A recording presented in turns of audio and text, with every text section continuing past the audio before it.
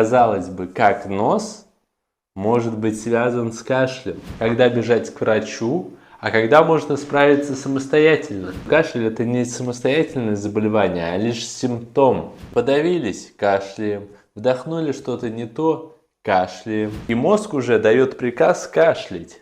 С помощью кашля организм пытается выгнать из себя что-то постороннее. Симптомы могут быть следующие. Это осиплость голоса, сухой лающий кашель. Как же нам помочь ребенку в этом случае?